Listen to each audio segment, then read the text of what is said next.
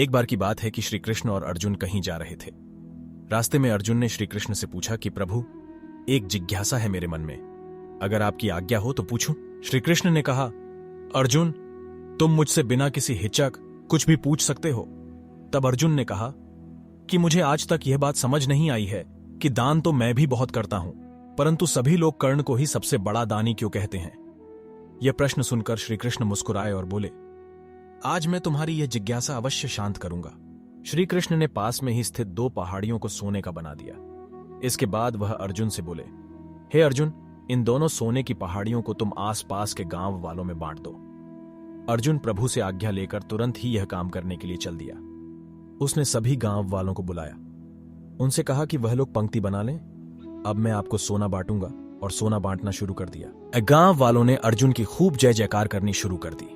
अर्जुन सोना पहाड़ी में से तोड़ते गए और गांव वालों को देते गए।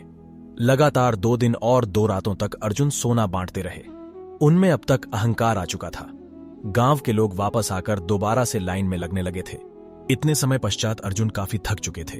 जिन सोने की पहाड़ियों से अर्जुन सोना तोड़ा रहे थे, उन दोनों पहाड़ियों के आकार में जरा भी कमी नहीं आई थी। उन्होंने श्री कृष्ण जी से कहा कि अब मुझसे यह काम और न हो सकेगा, मुझे थोड़ा विश्राम चाहिए। प्रभु ने कहा कि ठीक है, तुम अब विश्राम करो, और उन्होंने कर्ण बुला लिया। उन्होंने कर्ण से कहा कि इन दोनों पहाड़ियों का सोना इन गांव वालों में बांट दो। कर्ण तुरंत सोना बांटने चल दिए। कर्ण ने गांव वालों को बुलाया और उनसे कहा, यह सोना आप लोगों का है, जिसको जितना सोना चाहिए वह यहां से ले जाए। ऐसा कहकर कर्ण वहां से चले गए। यह देखकर अर्जुन ने कहा कि ऐसा करने का विचार मेरे मन में क्यों नहीं आया।